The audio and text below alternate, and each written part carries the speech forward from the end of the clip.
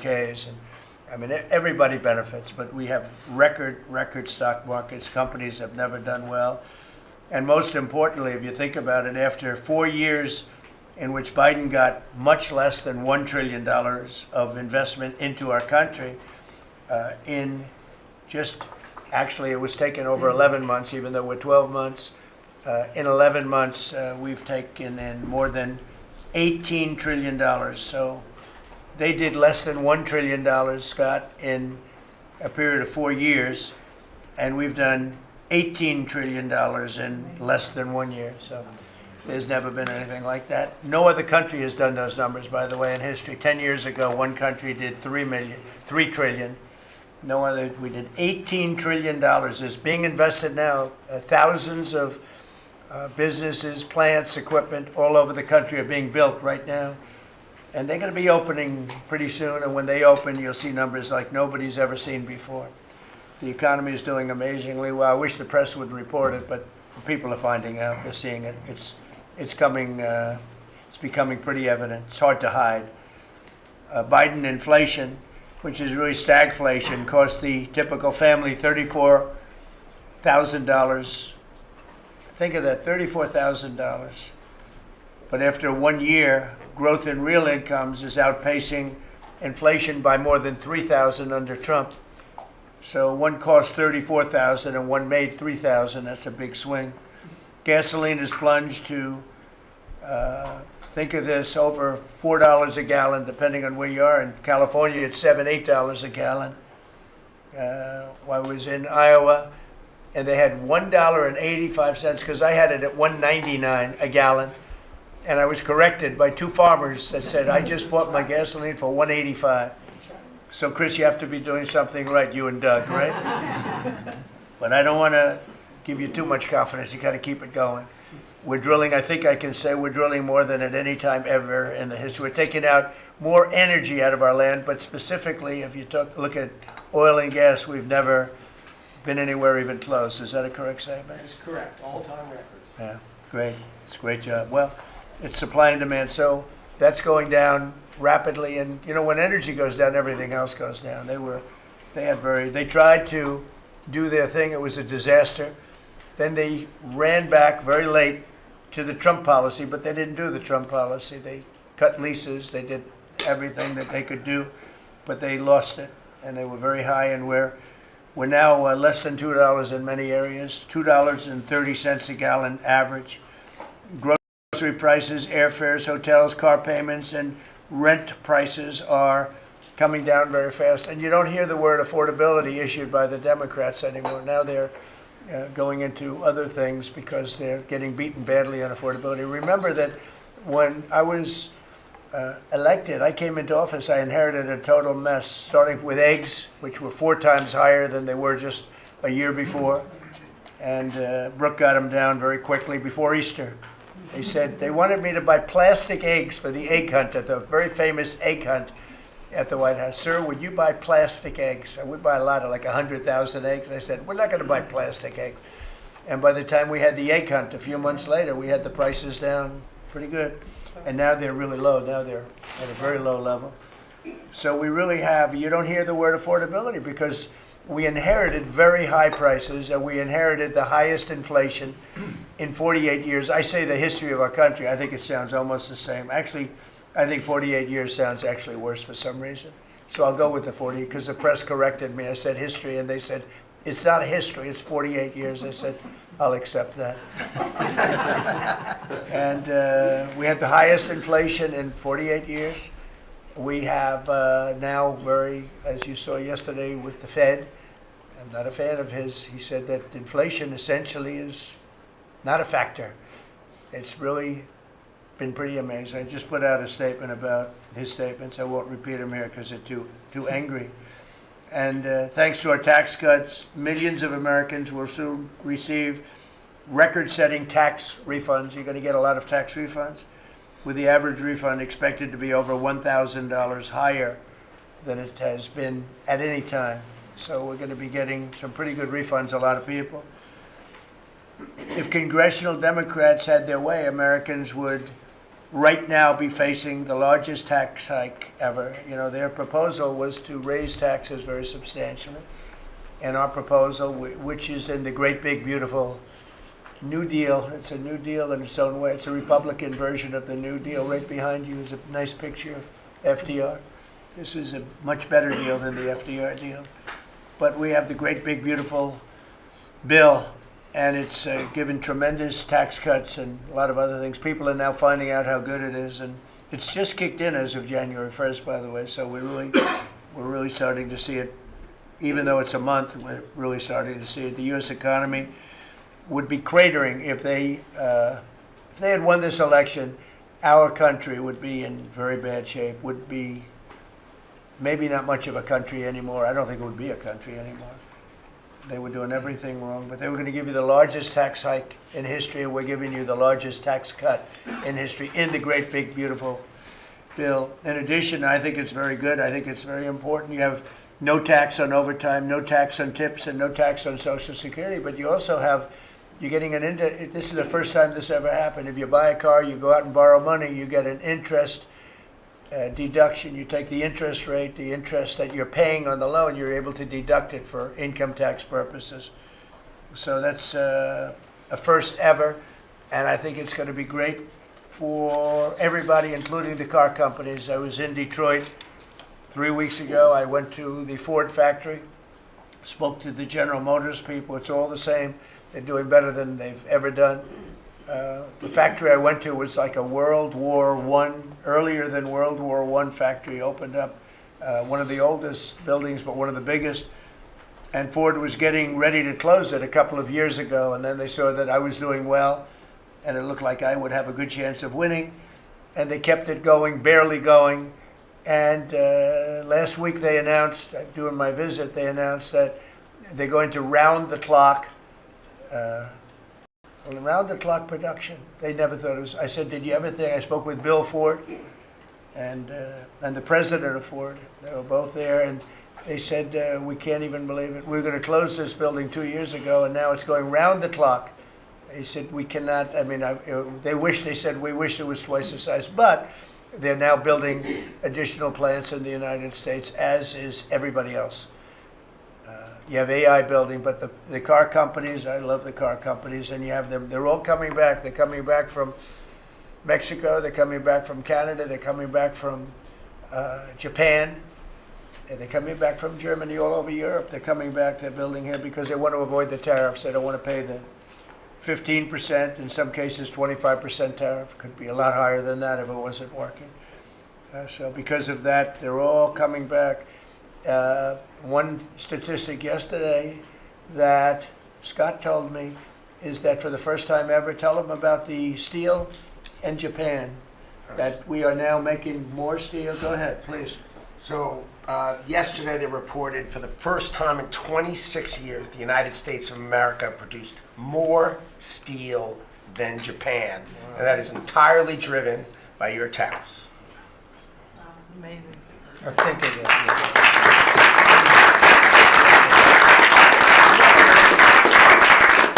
He obviously said that much better than I did, because I got no applause that I'm giving you home run after home run. He says one thing and everybody else.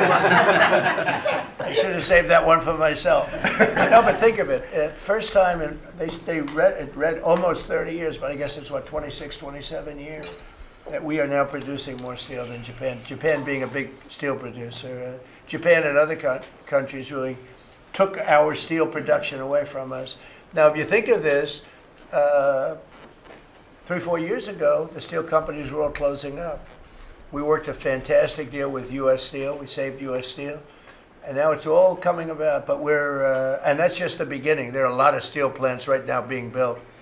So that's an amazing number. Nobody would have believed that. If you would have said that 3, 4, 5 years ago, people would have said, yeah, it's not a true fact. But so it has to be true, because otherwise you question me on everything. I have to be extremely accurate. I don't exaggerate it. I don't want to exaggerate, because you will call me. You don't call other people, but you would call me under my most favored nations policy, which I think is the most important thing, Bobby, of all. what we've done, because we're bringing drug prices down by 80, 90%, depending on the way. You could say 5, 6, 7, 800%. Depends on the way you want to calculate it, right? But let's go the old-fashioned way. But drug prices for prescription drugs will be down 80, 90%, 75%, 68%. They've only gone up for years and years and years. They've only gone up, and now we're going to have essentially the most favored nation. We're going to have the most favored price in the whole world. Whatever the lowest price in the world is, that's what we're going to pay. And I don't want to go into a big deal, but nobody else could have gotten this but this administration. I'm being very nice when I say that. The cost of prescription drugs is coming down by a number that was never even thought of. This will have a huge impact on healthcare, by the way, because obviously drugs are a big part of healthcare, and it will help repair some of the Unaffordable Care Act's damage that they've done, because the Unaffordable Care Act, which is Obamacare, it's unaffordable. It's not affordable, and it's a disaster. And hopefully we will be paying money directly to the people instead of giving the insurance companies the money. They'll go into a healthcare savings account or whatever it is. But think of it. We pay the money, billions and billions, really trillions of dollars going to insurance companies. We want that money to go to the people. They buy their own health care. And it's so popular. The problem we have is the Democrats are owned by the insurance companies. They're literally owned lock, stock, and barrel by the insurance companies, and they hate it. But the people love it, including all Democrats. So I think we'll perhaps be successful with it. But it was an idea I had. You know, I read the papers, and I'm reading one of the stories about the insurance companies, how much money they're making, where they received, billions and billions of dollars for this stuff from the United States of America, and their stock has gone up by 1,400%. Think of it, 1,400. One went up 1,700%. Numbers went up. If you go up 1,000%, you're doing bad in that business, right? And it's all because of the money. Not all, but mostly because of the money the United States pays to the insurance companies. They say, this is big stuff. And I asked somebody, why don't we just pay the people directly? And they said, that's a good idea. It's funny, it's a very complicated business, but actually it's not so complicated. And I went to Bobby and I went to Dr. Oz. I said, can I talk to you guys about this? Is this the kind of money the insurance companies get? Yes. Why don't we pay the people directly? And the primary answer was that the Democrats will never go along with it. But the people go along with it, because I put it out. It went viral. It went viral. Susie, I went all over the place. It became the biggest story. I just said it. And so I think we have a great situation if we can do it. But if you think most favored nation policy for drugs will bring your drug prices down at levels. So now if they're selling a pill for $10 in London and $130 in New York, the London price will go up to $20 and we'll go down to $20. So we'll go from 130 down to 20. And by the way, tariffs did it again, because the drug company said, we'll do it begrudgingly, but they were okay. But we'll do it, but no nation's going to approve it, because even if you raise the price by, like on a pill, $10 to $20, you're doubling the price of their prescription drugs. I said, no, they'll do it. And when I got them on the phone, I said, if you don't do it, we're going to charge you very substantial tariffs, more money than that's going to cost you. And they said, we'll do it. And before, I don't know that any other president even tried to do it. We can't find it. But if they did try, they wouldn't have gotten through the companies. They wouldn't have gotten through the company, and then they wouldn't have gotten through the country. I spoke with Macron. He was the first one. He was not at that time wearing sunglasses. And he said, no, Donald, I will not do this. I will not. I won't even consider. You're asking me to double the price. I said, you have no choice. You have to do it, because you guys have been ripping us off. In other words, the whole world, we've been subsidizing the whole world on drug costs. That's why. They were $10 and we'd be at 130, as an example. There were many examples. I could give you examples even worse. He said, no, I will not do that. And I said, yes, you will. 100% you'll do it. He said, no, I won't do that, Donald. You're asking me to double the cost of our prescription. We will not do that. I said, look, you've been ripping us off now for decades. We're not going to do it anymore. You can do it under Biden and Obama and other people. You're not going to do it under us. We won't do it. I said, well, if you don't do it, I'm going to charge you a 25% tariff on all of your wine, champagne, and everything else you sell into the United States. He said, like I said, I will do it. And that was the end of the conversation, right? That was the end of the conversation. So now we have favored nations that everybody said would be impossible to get. And I then had the same conversation with 15 other countries. Every one of them agreed. After a short conference, they all said no. And then within a matter of seconds, they said, we would be very happy to do that. Thank you for asking in such a nice way. And it's a great achievement. I think it's going to be one of the best achievements we've had in this country in a long time. So we're going to be knocking drug prices down at levels never seen before. I want to thank the drug companies because once they agreed, they really did. They felt it was very unfair. One of them told me it's actually a relief to agree because this has been just a rough thing for me, to justify it. Because they couldn't justify it. I said, how come in London I can buy something for $10 and in New York I have to pay $130? And they go, well, it's research and development. I said, yeah, but you have research and development from them. Made in the same factory, made in everything. This is where my friend, who's very successful, I told you, a seriously overweight person, he takes the fat pill or the fat shot. And he was in London and he said, costs $87 there, costs $1,300 in New York. What's going on? He called me up. And, I knew that, but he put it in a very blunt way. I've known him a long time. He's a crude individual, but smart as hell, made a lot of money. But he just thought it was sort of ridiculous. He happened to be in London, and he got the shot, Ozempic, I think, or one of them. And I told him it wasn't working. For him, it didn't work. But he brought up a good point. It didn't work. I told him, he knows who I'm talking about. He's going crazy. He begs me not to mention. He's not talking about me, ladies and gentlemen. No, it's not our great vice president. No, but he begs me not to mention his name because he's become very famous without mentioning his name. And he is actually a very well-known business person.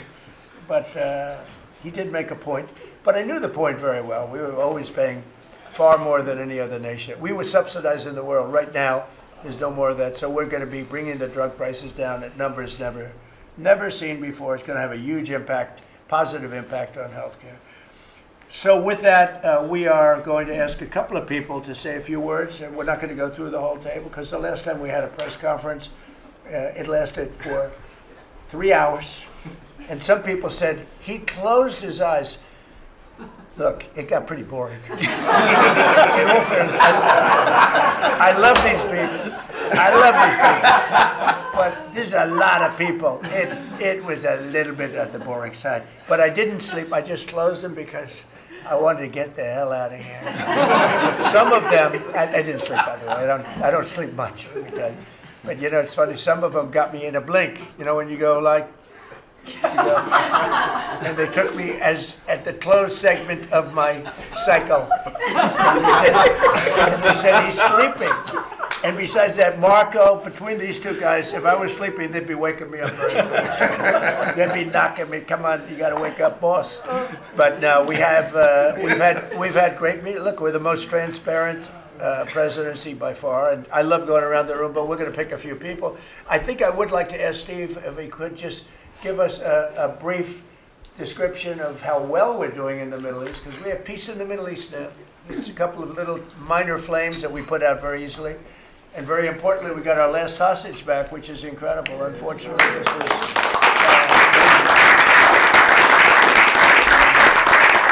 something that nobody said could be done. And I will tell you, Hamas was a big factor in getting all of the hostages back. We were not happy with them, and they had to bring them back, and they found the dead hostages, the bodies of hostages. And those parents wanted their sons back, I think in all cases sons. But they wanted their sons and their family. They wanted their sons back as much as the people that had living hostages that we got them back to. So we got the 20, but remember, we got hundreds back previous to that. But I always said getting those last 20 back is going to be very tough. And We got them back, and we got all of the bodies back also, which to those parents was just as important as getting back the son that was living. Steve, could you give us a little description, please? Well, your policy of peace through strength, that's what delivered them home. Without that pressure, it never happens. We are in the second phase now. We've stood up for the first time, Mr. President, on your behalf, a technocratic, all Arab government. We've got the terrorists out of there, and they're going to demilitarize. They will, because they have no choice. So we expect that. Control. Pardon me? And now we want to get Hamas no guns, right? To Right, they're disarm. going to give it up. They're going to give up the There's a good chance we're going to AK-47s. get there. A lot of people said they'll never disarm. Looks like they're going to disarm. And they did help us with those bodies, getting them back. Look, And that no. family is so grateful to you. They called, I Yeah. spoke to them, Jared spoke to them. You know, it's an amazing story. He broke his shoulder, but he went out there because he didn't want his friends to fight alone. He would be alive today but for that. He had no reason to go out with a broken shoulder, and he went out and fought them courageously And and died. that's right. It's a great story, and the parents are great. They were the only ones who didn't, they came back pretty rapidly, actually, considering we had got some back initially with the initial group. After that, we had to get a lot. That's a tough job. That's a nasty job, too. Who would want that one? That's a nasty job. And between Israel and Hamas working together, if you can believe it, they got them back. And we got the last one back yesterday, and the parents are so happy. It's amazing, actually, how We sent a message that's on your behalf, as you suggested, and they were so grateful. I guess grateful to me is a much better word, because it's hard to be happy, but they were actually. I mean, they couldn't believe that they had their baby boy. The mother said, my baby boy back. It's a very terrible thing. Steve, Russia, Ukraine, we're making a lot of progress. Could you explain that? The Ukrainians actually said that we've made more progress since Geneva than they've seen in the last 4 years of that conflict. So we had 5 Russian generals last Sunday in Abu Dhabi with Jared and Dan Driscoll, and we think we made a lot of progress. The talks will continue in about a week, but lots of good things happening between the counterparties discussing the land deal. They're And- talking together.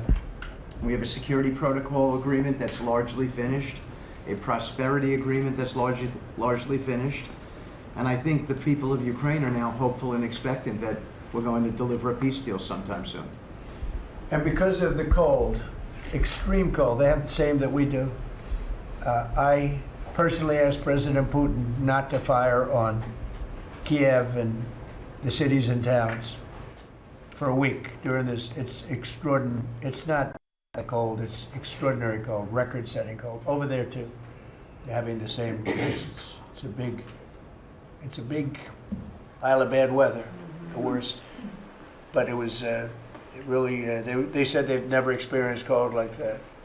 And I personally asked President Putin not to fire into Kiev and the various towns for a week, and he agreed to do that. And I have to tell you, it was very nice. A lot of people said, don't waste the call, you're not going to get that, and he did it, and we're very happy that they did it, That's correct. because on top of everything else, that's not what they need, is missiles coming into their towns and cities. So I just thought I should say it. I thought it was a very good thing, and Ukraine was almost, they didn't believe it, but they were very happy about it, because they are struggling badly. I They're think it struggling. shows, Mr. President, how you provide an overarching sort of presence in these negotiations. The Ukrainians never thought it could happen. The Russians are doing things maybe that people wouldn't give them the credit for doing, and I think it always comes down to your indomitable spirit. Well, it was a good thing. If you think it's cold over here, they say in Ukraine you can add another 20% to it. It was very cold place anyway, but this was, they see numbers that were so, they'd never seen numbers like that, cold numbers like that. So it was, I thought I should mention it. Could I ask Scott Bessent, we have so many things happening, could I ask you to maybe say a few words, please? Yes, sir. So the one big beautiful bill that was passed on July 4th last year, we're starting to see the effects kick in. You mentioned the great economy. One of the things in the one big beautiful bill, Mr. President, it was an honor to host you, and as you said, the best rapper in the world, Nicki Minaj, at yesterday's Trump Accounts Summit. We've now had 1 million people sign up for Trump accounts just this week. We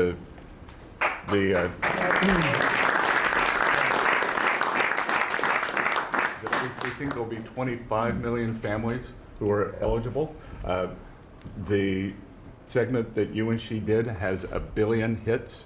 1 billion hits on the internet. So we're telling everyone, go fill out form 4547, trumpaccount.gov. So thanks to you, the Trump accounts, the next generation's America will benefit from today's record-breaking economy, record-breaking benefits.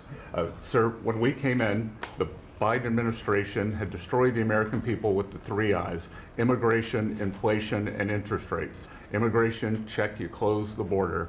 The inflation, as we've heard, back down to target. Prices are coming down. And interest rates, we hope there's more on the way. We've got gains in wages, low prices, and I think 2026 is going to be the year for the Trump boom. It's going to be a supply side boom. I enjoyed the trip out to Iowa.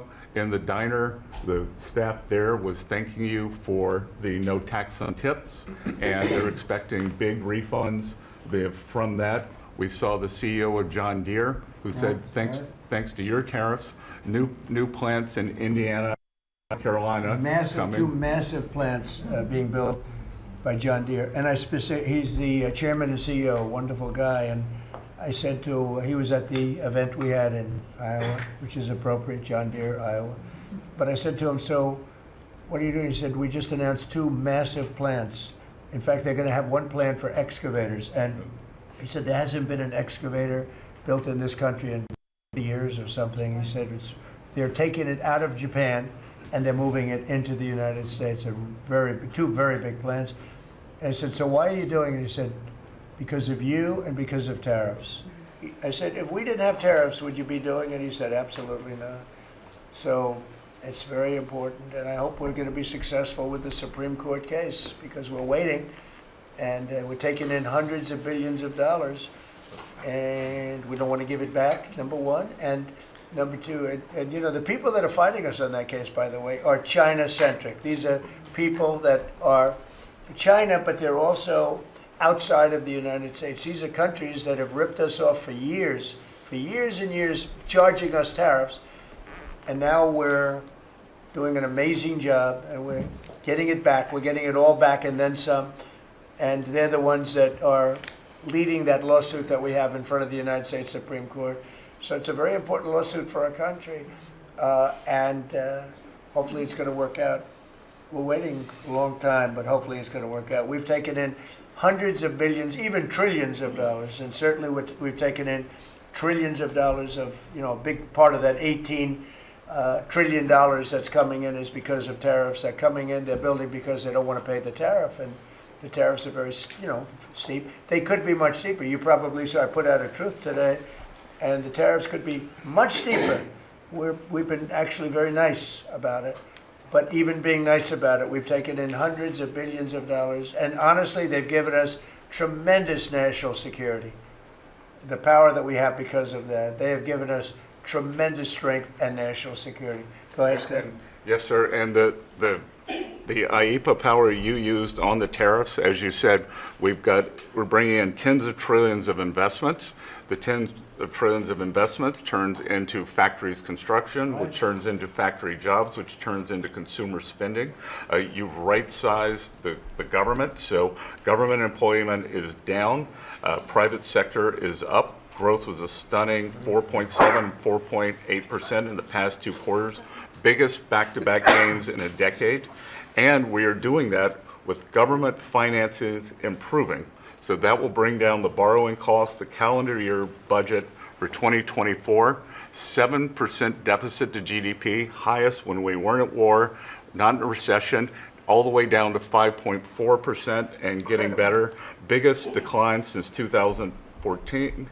Generational gains in productivity, soaring productivity. We're going to lift workers' pay, record high prices, record high profits, and stock prices are soaring. You got a manufacturing renaissance, and all the key inflation metrics are trending lower. Over the past 3 months, the consumer price index is just 2.1, and core prices are even lower at 1.6, and I think that that could trend below 1, given energy, as you talked about, the pharmaceutical discounts, and rents. So we're expecting a great year in 2026, Mr. President. And we're going to be announcing next week, I think sometime, Scott and Howard and everybody, we're going to be announcing the head of the Fed, who that will be. And it'll be a person that will, I think, do a good job. We're paying far too much interest in the Fed. The Fed rate's too high, unacceptably high. We should have the lowest. And I think you read my statement today. I put out a statement before the meeting. But we should have the lowest interest rate anywhere in the world, because a lot of these countries are successful only because of us, because we allow them to have surpluses. And without surpluses, some of the countries that you most respect financially, that you say, oh, this one, that one, this one, that one, they're successful because we allow them to have surpluses. And we could easily stop that with the powers that we have, but we don't. We took some of it, but we took really just a small portion of it compared to what we could take if we wanted to. We should have the lowest interest rate anywhere in the world. They should be 2 points and even 3 points lower. And if it was, each point is the equivalent of, I would say, $500 billion. So if you got 2 points low, you have $1 trillion in saving. And it's almost, if you call it just a paper expense. You can do it with a pencil. It's not cutting. It's not saying we have to get rid of jobs, or it's just like literally so easy to do. But we have a guy that doesn't want to do it because he's, I think he's politically biased. I really do. I believe he's politically biased because most smart people say it's not even a question. But despite that, we were able to bust through. It's like busting through a wall. We're able to bust through a wall, and we have the kind of numbers that Scott and Howard with the steel and other things talk about. What would you say, Howard, in terms of how we're doing, generally speaking? Great businessman, very successful guy. He's doing a really good job. What would you say? Well, no one, before you walked in the door, no one thought our economy could grow 2%. Fourth quarter, with the shutdown, 5.5%, and that means the first quarter, you could see the United States of America, with its $30 trillion economy, grow in the 6% range, and no one thought that was possible. That's how you get jobs, that's how you get money down, that's how you fix the deficit. You are fixing everything with your policies. You have changed America and created the golden age. Thank you. And with the help of the Fed, because we really, we want help, not hindrance. Why would the Fed hinder? But with the help of the Fed, with the right choice, if we make the right choice, a lot of times you make a choice, you think it's good, and it turns out to be not good. But with the help of the Fed, we could hit numbers that have never been hit before. We could hit 8, 9, 10. There's no reason why not. And, I talk about, if you go back 20 years, 25 years, I'm old enough to remember, when we had good news, when you announced good news, the stock market went up. You announce anything good, the stock market went up. You announce bad, the stock market went up. And that's the way it should be. But now it's, over the last 15 or so years, if you announce good news, that means they're going to raise interest rates because they want to kill it. So you can never really be that successful because you announce all record numbers, great, great, great, because they're afraid of inflation. But growth doesn't have to have any impact on inflation. It can make inflation go down in many cases. So, and you've seen that with us. I mean, we're growing at a much faster rate than anybody thought was possible. We have very controllable inflation.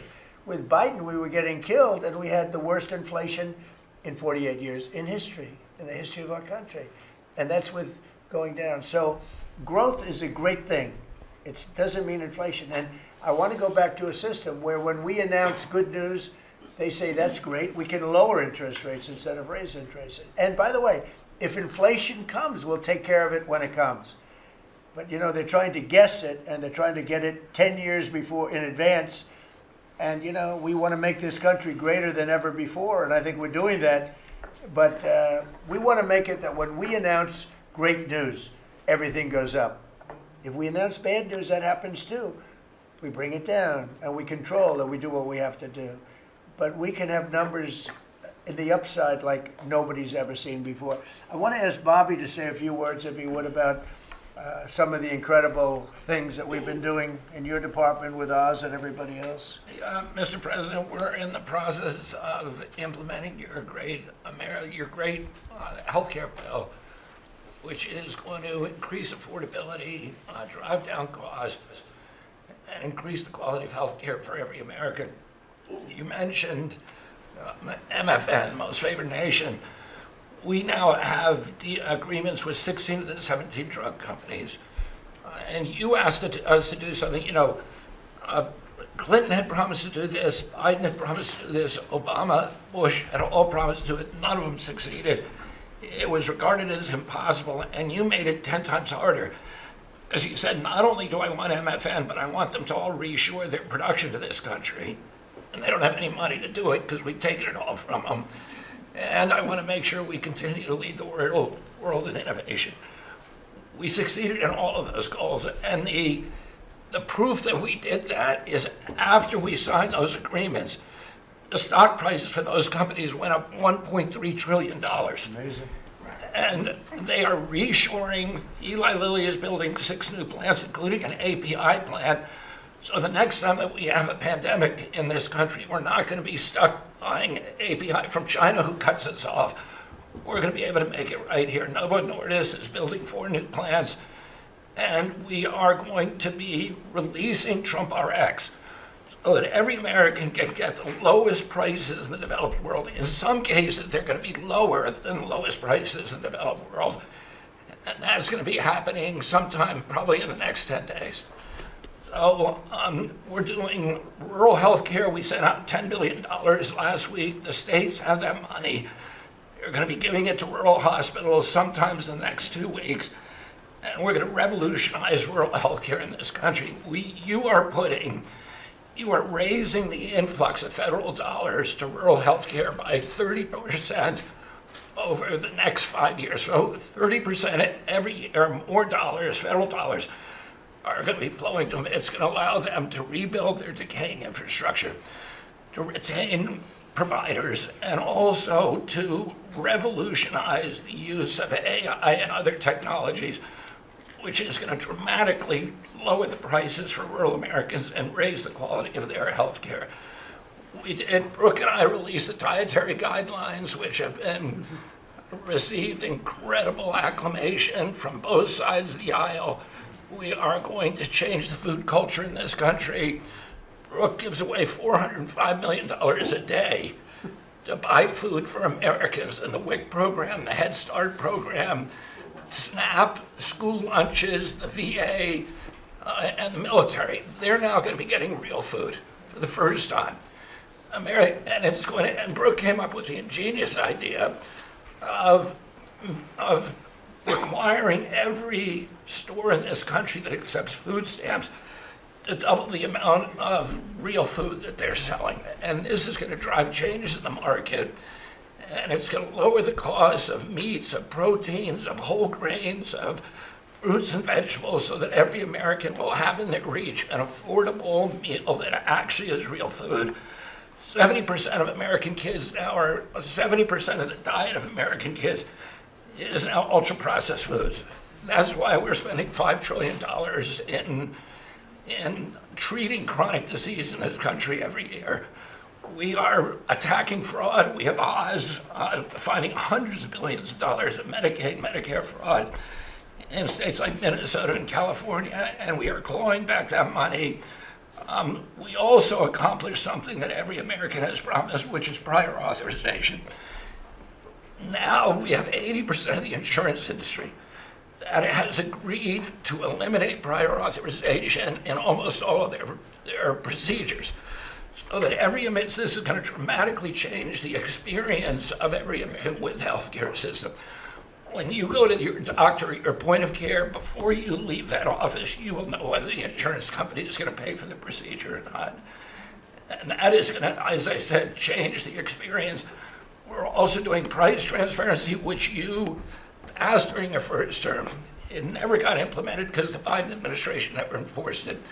We brought more enforcement actions against hospitals than in this 1 year, and the Biden administration brought in 4 years, and we're doing a crackdown so that every American, when you go to a restaurant, you look at the prices before you buy the meal.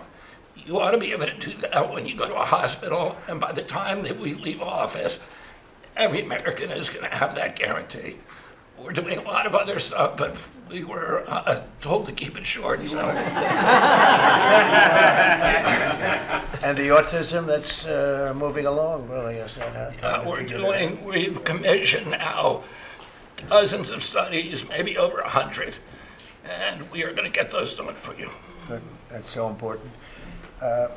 Also, Eli Lilly, Merck, Pfizer, every drug company, they're spending trillions of dollars right now, as we speak, building plants in the United States because they want to be able to save a lot of money on tariffs. It'll be hundreds of percent, 100%, 200%, 300% in 2 or 3 years from now. So I said, you better have your plant built because in 2 years from now, before I leave office, it'll be a sad day, very sad day for me. But before I leave, every one of these plants better be built because you're going to be paying 300% tariffs. And they're all building their little hearts out. I spoke with the head of Eli Lilly, who's a fantastic guy, a star, actually. He's a star, very smart. And he told me he's building 6 plants in the United States, big ones, in locations that I know very well, but all over the country. Merck is building, and Pfizer's building, and every one of them's building, and foreign companies are building. So it's an amazing thing that's happening, and you're doing a fantastic job. I read an article today where they think Bobby is going to be really great for the Republican Party in the midterms. So I have to be very careful that Bobby likes us. But we're letting you do your job, right? Thank you, Mr. President. Thank you. You're doing a great job. You and Oz and the whole group, they're doing a... I'll add this, and Marty McCary has done an incredible job at FDA. That's true. Last month, we approved more gene and cell therapies than any time in history. And we're making this a safe and productive and encouraging ecosystem for biotech so that China does not steal that industry from us. Fantastic. I'm going to ask Scott Turner to speak really quickly about housing because, in my opinion, I have very strong opinions on housing. That's what I did for a long time. I did good with it. But, you know, we got to get interest rates down even lower. They are now pretty low, but we got to get them lower. And I'm a big factor, to me, the biggest factor is interest rates for housing. Only in that, you know, you have a lot of people that have become wealthy in the last year because their house value has gone up. And, you know, when you get the housing, when you make it too easy and too cheap to buy houses, those values come down. I don't want those values to come down. We have millions of people that own houses, and for the first time in their life, they're wealthy because their house is worth $500,000 or $600,000 or more or less, but more money than it's ever been worth before. I don't want to do anything to knock that down, and so I want to be very careful with this. You know, you make housing, I can turn on housing immediately, but you make it too easy and you're going to knock the value down of people that own houses. I want to, for those people, those millions of people that own houses, we're going to drive those values up, but we're also going to try making it easier for people to buy. The best thing that can happen for both groups of people is lower interest rates, and those interest rates are coming down, and with a proper, intelligent person at the Fed, that person will be able to work with us to get interest rates down. That covers all of the sins. It covers everything. Lower interest rates keeps the values up for the people that have housing and lets other people buy housing. And Scott, if you could just expand quickly on that. Yes, sir. You did allude to when we first came in, sir, you know, our fiscal house in America was a mess. But because of your economic policies, the economy is thriving. And I do have some good news to share. As you said, you know, good news. I hope this will make the interest rates continue to go down. But because of your policies, sir, home sales in December, they rose sharply to their strongest pace in 3 years. A lot of people, when we first came in particular young people, were concerned and asking the question whether they would ever be able to afford to buy a house in America. which is the American dream. The 30-year fixed mortgage rate dipped to a multi-year lows, driving monthly payments down for the 2 years at the lowest levels. So more people can get a mortgage now, more families can be able to afford to get a home and achieve the American dream. At HUD last year, we helped and supported over 1 million people through FHA and Ginnie Mae to be able to buy a home. 500,000 of those were first-time home buyers, and hundreds of thousands of our veterans we supported. And so that's good news that millions of people in our country are now beginning to buy homes. We also, sir, saw that you are, and we're working with you, making bold action to ban institutional investors from buying single-family homes. Those homes are for the American people. So, sir, thank you for your leadership on that. Also working with Director Pulte over at FHFA to buy $200 billion worth of mortgage-backed securities, driving down even more the cost to get a home. And so we're grateful for those actions. Also, the One Big Beautiful Bill has been tremendous, making the low-income tax credit increase, working with Secretary Bessent at Treasury to produce more projects and more homes in America. And the One Big Beautiful Bill also made our beloved opportunity zones permanent. And the media doesn't talk about opportunity zones very much, but I'll do it today because I know that they have been transformative in our country. Over 1 million people lifted out of poverty, sir, in opportunity zones, 300,000 new units of housing in opportunity zones, and a 3.4 increase in the value of houses. And that's by the way, we have to give him credit. Senator, he's a great guy. Tim Scott came to see me, first administration term, and he had this idea for opportunity zones, and he gave me the idea. We did it. We implemented it. It's one of the most successful programs in the history of our country, and nobody talks about it. The press doesn't talk about it, but I want to just tell you, Tim Scott, Senator, South Carolina, did a great job, right? Did a wonderful job, yes, sir. Did a good job. He's a good man. Yes, sir. And so those have been made permanent now. Will help millions of Americans to be able to afford to buy homes. Also, the One Big Beautiful Bill has been allowing HUD to make sure, working with the Department of Homeland Security, that every person that lives in HUD-funded housing is an American citizen. A blind eye has been turned prior to us being here to people living in HUD-funded housing, but no more. We're going to take account and transparency to make sure. And so there's a lot of crime that goes on in public housing, but we're coming after the criminals and making sure that everybody in there is an American citizen. So thank you for your support. We are now have taken possession of our new building in Alexandria, and we're going to save the American taxpayers hundreds of millions of dollars. So, sir, thank you for your support and your leadership. Thank you, Scott. Great job. Appreciate it. One of the things Scott said, though, is, again, existing housing, people that own their homes, we're going to keep them wealthy. We're going to keep those prices up. We're not going to destroy the value of their homes so that somebody that didn't work very hard can buy a home. We're going to make it easier to buy. We're going to get interest rates down. But I want to protect the people that for the first time in their lives feel good about themselves. They feel like they've, that they're wealthy people. And I want them to understand it. There's so much talk about, we're going to drive housing prices down. I don't want to drive housing prices down. I want to drive housing prices up for people that own their homes. And they can be assured that's what's going to happen. Chris, could you say a few words about energy, please? You bet, Mr. President. I can say with confidence that your energy dominance agenda is firing on all cylinders. United States oil production today is greater than Saudi Arabia and Russia combined, the number 2 and number 3 producers. Our natural gas production today is greater than Russia, China, and Iran combined, the 2nd, 3rd, and 4th largest natural gas producers. Huge production in the United States.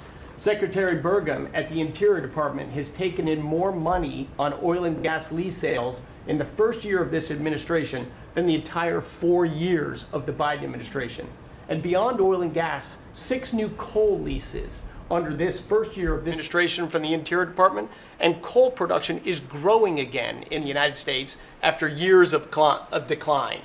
And this beautiful clean coal was the MVP of the huge cold snap we're in right now.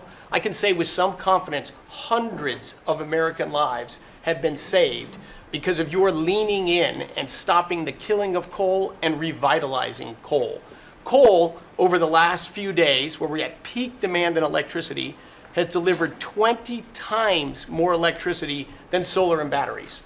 Think about that, 20 times more. An industry. Because coal doesn't mind very cold weather, right? You're not allowed to say the word coal without proceeding by saying clean, beautiful coal. Clean, beautiful coal. It's not affected by bad weather. Rain, snow, sleet, freezing cold.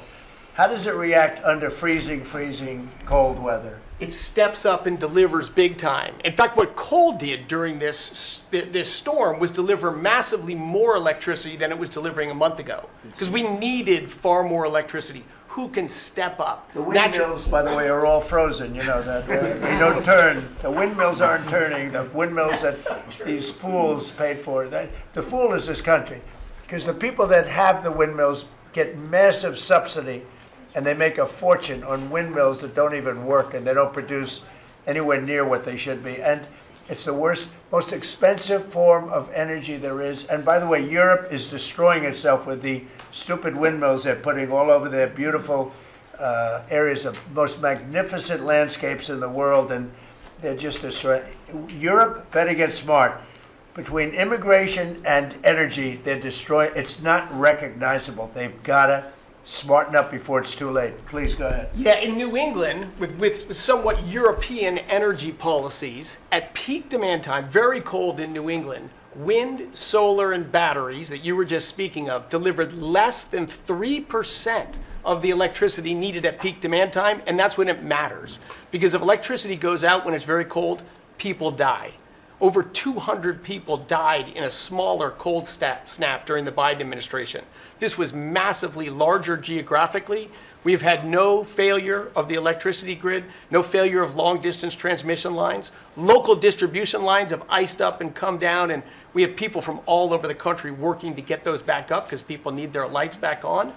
But your energy policies delivered just a dramatically different outcome for the American people. If we'd continued the Biden-era policies for one more year, continued to shut down coal plants, continued these crazy climate restrictions that wouldn't even let power plants run at maximum demand time, we hadn't liberated all the backup generators that are sitting there. We gave up an emergency approval, So a lot of run those everything. plants that we're going to close, coal plants that were modern and good and threw off very little problem, and that were really powerful. You know, by the way, China does most of everything they're doing with coal. Not that we want to copy anybody, but you know, they make the windmills, but they don't have a lot of wind farms. Somebody ought to look at that. How many wind farms do they have? Very, very few. They make them, they sell them, they make a fortune, but they don't use them. So the coal, I mean, I understand they're using it also as a great backup. So you build a plant, but they have it as a backup in case of tragedy, in case of really bad weather, et cetera, et cetera. They actually store coal on the site of other plants so that if they need emergency energy, the coal is always going to be there, whereas other things aren't. Is that correct? Exactly. Coal just stepped up here to 25% of our electricity during this high demand time. Natural gas, coal, and nuclear. They are what run the American electricity grid. The others are ornaments and often expensive And you ornaments. stopped plants drive from up being prices. demolished, right? 17 gigawatts of coal generation plants were slated to close last year that were stopped from being closure by this And if administration. they were closed, we would be really tight on energy. We would have had significant blackouts at these peak cold times, and extrapolating from the last storm during the Biden administration, I think at least hundreds of deaths. Because in the South, a lot of heating is done with electricity generation. If those grids go down, people die. So these, and when you're going back to the Working Families Tax Cut Act, or the One Big Beautiful Bill, that got rid of $500 billion of subsidies, energy subsidies, that do nothing but make energy more expensive and less reliable. And under this administration, we've spent massively less on energy, and we've delivered massively more on energy. And when you have more energy of lower prices. It's a fantastic job. You and Doug. Doug said, you got to get this guy Doug. You got to get this guy Chris Wright and get him as soon as you can. I said, but I want you to run energy. He said, well, I'm good at it, but he's better, right? Didn't you tell me that? So I gave him the land, I gave you the energy, right? And it's a great combination. I mean, they literally have, I said, maybe we'll merge it in some way. They said, we don't have to. We get along. They work together, right, with the land. he's got the land and the energy, he's got the knowledge to take it out. It's been a good combination. This administration, the whole administration, and your leadership has been very focused on energy because we can push down energy prices, we can lower costs on Americans, and we can raise wages by bringing jobs and opportunities here. It is a transformation of American energy. Thanks for your leadership. He's one of the most respected people in the energy world. And Doug told me about Chris Wright. They said, if you could get him, what he gave up to do this job, you're making a little less money, but that's all right. You don't care. What you're doing is fantastic. But he said he's the best in the world. Other people have told me that. The heads of the biggest companies have told me that. And it's really panning out to be so. We appreciate it very much. It's great. One of the things we're doing with energy, I think that's so important. We have an old grid, been around a long time, and not really, can't be much expanded. It can be fixed up a little bit, but can't be much expanded. And we have some plants that are so big that the grid would never be able to hold it. We're allowing them to build a electric producing plant, mostly electric, but they can use nuclear to do it, they can use oil and gas, they can use coal, they can use whatever they want. I think many are choosing oil and gas because it's there, it's tried, it's true, it's plentiful, it's inexpensive. Some are going nuclear, some are going both. Many are going all three. But the plants, you read, well, how do we ever fire those plants? Because to do this, we need 2 times the electricity we produce in 1 year for the entire country, which is almost hard to believe. These buildings are so big. They're going up now. So I did something that nobody thought was possible also. When they build their building, they build their own electric generating plants. And we are seeing some of the most incredible designs you've ever seen. So we don't need the grid. I read an article in the Wall Street Journal saying, oh, we're falling behind China. We're not actually. We're leading everybody because I'm letting them build. The government would never be able to do that. Now, China's a different kind. They build, they do things that you got to hand it to them. President Xi, they build vast amounts of energy. They don't have certain constraints that we have in this country, but we're more than topping them. We're leading China by a lot on AI, and it's primarily because I'm allowing them to build with their plant their own electricity. If they had to rely on the grid, they wouldn't have any power. You wouldn't have any power for anything. And they're building the electricity. And one of the reasons I'm able to do that is we have a very capable man in the room named Lee Zeldin. He may be in the room someplace. Is it his normal place? He's there. He's always there. Most reliable, solid guy. And he's done an amazing job. Could you just explain that? And also, because of the fact he's so good, California has a problem. The hardest permit to get when they lost 25,000 or so houses, which shouldn't have been lost, they should have allowed the water to come down from the Pacific Northwest, which was very plentiful. But they didn't do that. They lost 25,000 houses. Lee and his team gave them the most complicated permit within 20 days. Everybody, every single house that burned down got the federal approval. Unfortunately, it's well over a year. And the state and the city, that's Gavin Newsom, and the city, the mayor who's grossly incompetent, by the way, they have been unable to give permits. There are like 3 houses being built out of thousands and thousands. They have no permits. So I read about a week ago that it's possible because of what's happened, whether you declare national emergency or something, these people are they're dying to build their house. They want to do something that I could put somebody in charge from the federal government. Congratulations, Lee. And I'm putting Lee Zeldin in charge of getting them their permits, city, federal. You have the federal, you need the city and state, and I hear you have great powers over them if we want, and we're going to give you that power. We've already given you that power. So Lee Zeldin is going to work with the thousands of people that are dying to build their house. And I also recommend one other thing. Give them the house plus a 10% bonus. In other words, you get a bonus, you can build your house 10% larger. They've suffered so greatly. They've waited so long, and they should be given a bonus. So I think, and I've heard this has been done before, they get a 10% bonus. They can build a house that's a little bit larger than what they had before. And I'd like to have you take it over. Mr. President, your great Secretary of State was looking for another job. So. I was thinking about him, but he's pretty well booked. I watched you. He did a great job yesterday, but He's a little booked up. Let's go, Lee. Talk. No more ideas like that. When President Trump came into office, he immediately signed an executive order giving EPA 30 days to complete our Phase 1 hazardous material removal so that the Army Corps can come in and complete their Phase 2 debris removal. So at first, the response was that that was going to be impossible. Good luck trying to get it done maybe by the summer. But we figured it out because operating at Trump speed, the president was just sworn in. We had to get it done, and we got it done in less than 30 days. The Army Corps then came in and completed the debris removal. So the federal government, while the governor has tried to accuse this president of not focusing with a laser on putting all of the weight of the federal government into getting this done, it happened from the moment he was sworn into office. SBA came in. I think it was about half of the disaster loan money, billions of dollars from last year went towards these residents and businesses. So the full weight of this government. But right after I was sworn in, which was actually a year ago today, my first trip was to East Palestine because the vice president never forgets his home state. The second trip was going to Los Angeles. There were people with contractors all over Palisades and Eaton ready to rebuild right then and there. You're talking about a year ago. And now the frustration, the passion that we all hear from all of these Los Angeles residents. And President Trump, he's made it clear to us that he's heard enough. And the message should be heard loud and clear to that local leadership. They should be motivated listening to this right now.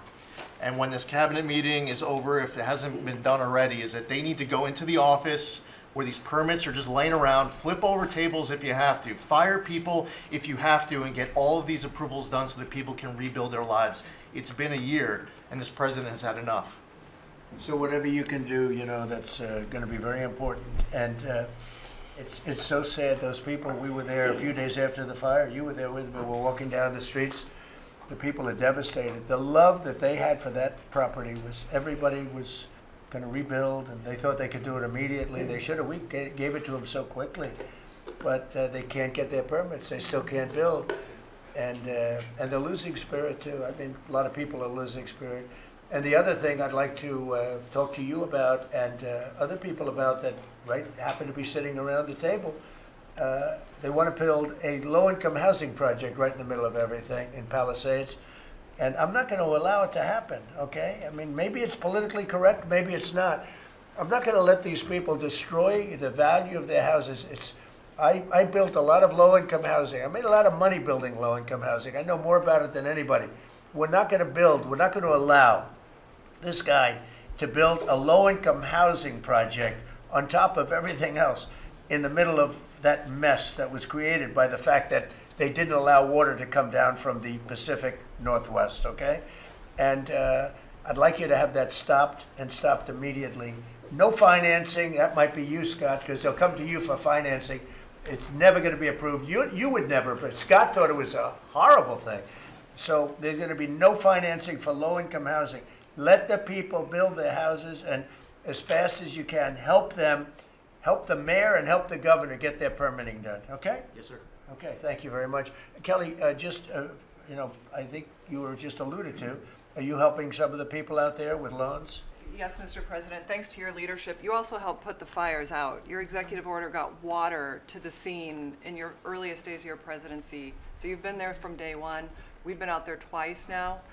There had been no changes until your executive order this week that is allowing that permitting to happen quickly. We have 16,000 structures burned. We have put loans out on 12,000 of them for $3.2 billion.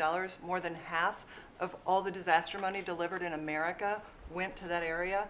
Now, because of the abject leadership, the failures of Gavin Newsom, they have not been able to rebuild. Because of your leadership, they're going to be able to rebuild.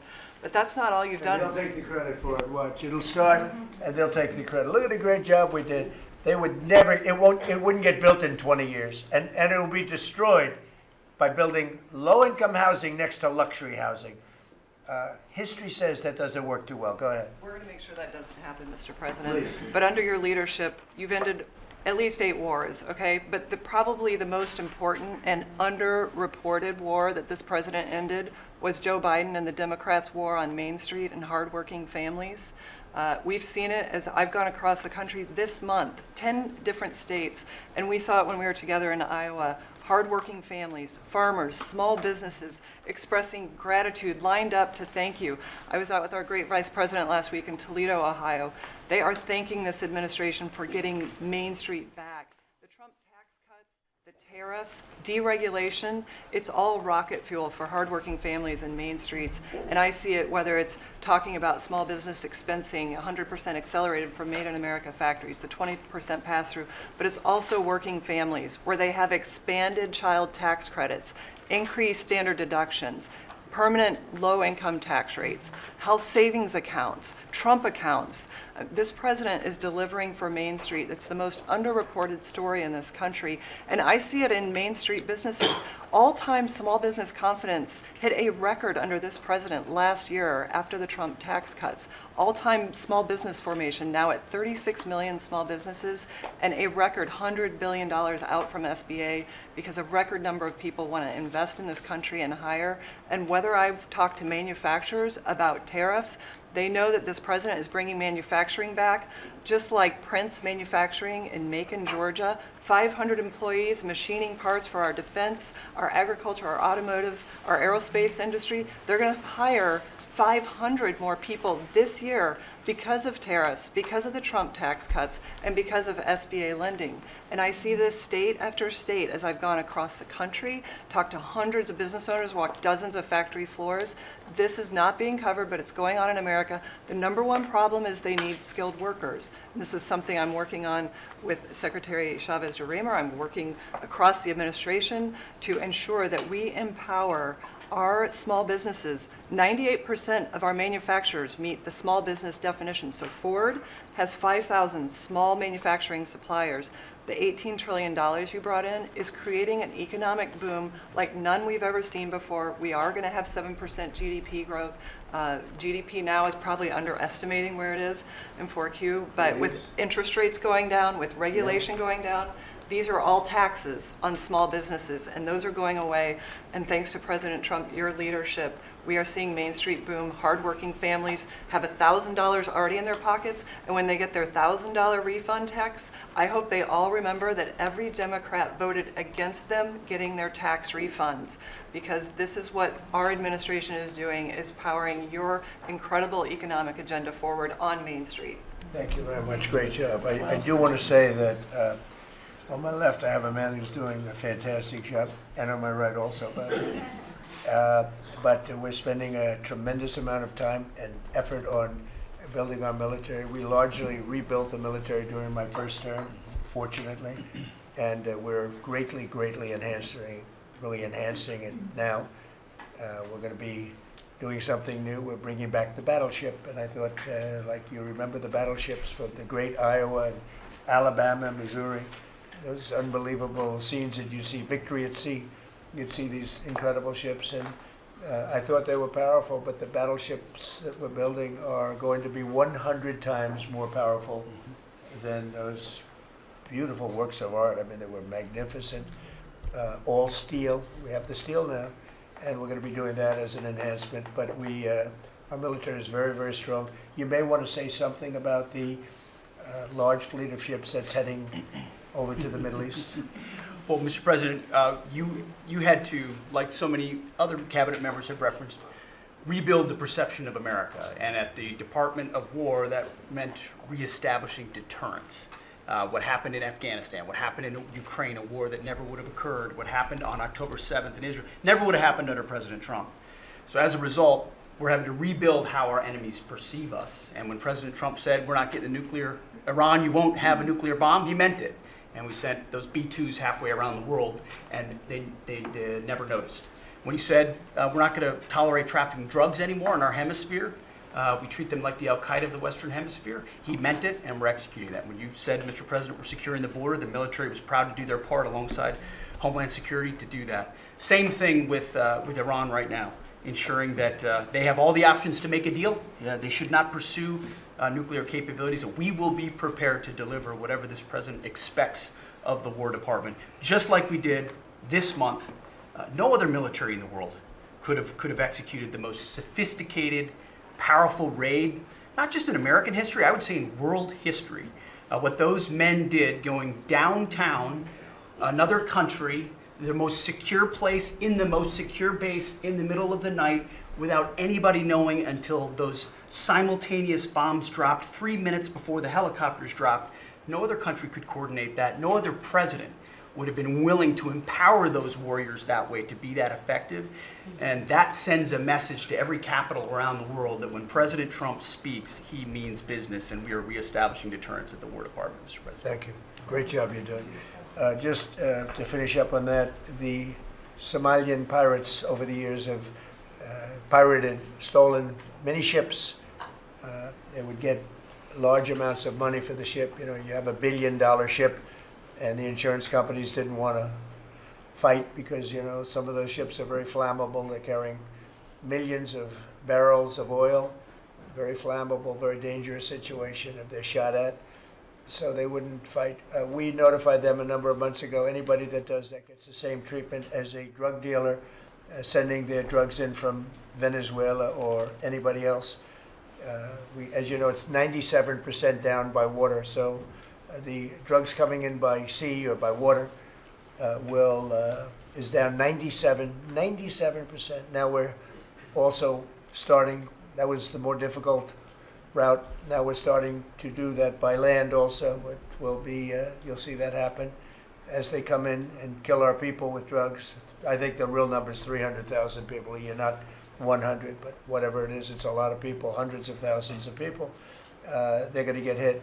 But also we added to the list the Somalian pirates that go out on a boat, similar type boat, actually not quite as fast, not quite as nice as you can imagine, but they get the same missile that we give to the people that are bringing drugs. And so far, we haven't seen anybody going out. So the traffic is not being interfered with by people pirating our ships. Not our ships, ships all over the world. I said, make it for any country. We're doing the rest of the world a favor. It's a very effective favor, but we see very little pirating nowadays. You used to have ships being taken every single, like 2 or 3 a week, these massive ships that be brought in to some place in Somalia, which I don't even know is it a country. We have Ilhan Omar left, and then she gives us lectures on the Constitution of the United States. These people are, what they've done to rip off our country is terrible, but the pirating has essentially stopped. They know that if anybody even makes a move toward a ship, they get the ultimate treatment. They will go to wherever they want to go, but it's probably not going to be to heaven. I can't imagine, but they get hit very hard, just like a drug dealer, just like the boats, the ships that are coming in. Every boat that comes in with drugs on it that we take out, we just saved 25,000 American lives. Each boat is the equivalent of saving 25,000 mostly American, but American lives. So I just wanted to let you know that, and Pete's been totally authorized to do that. And they know it's going to happen, and it seems that all of that brisk business that they had has been stopped in its right in its foot. So I just want to thank everybody for being here. My cabinet has been amazing. I like this much better than going around for 3 hours. We'll pick on other ones. Pam, you're doing great. We're all doing great. JD, if you'd like to say something, you can. Would you like to really quickly? He is, after all, the Vice President of the United States. It's okay, sir. I'm here for the free coffee. I just say it's an honor to serve with this group, and we're doing a lot of good for the American people. We're very proud of it. Yeah, we're very proud of the country. We're very proud of you. Thank you very much, everybody. Thank you. Thank you. Mr. President, one question. Mr. President. Thank you. Thank you very much. much. Thank you. Let's go. Start moving. Thank you, Press. Keep moving. Thank you.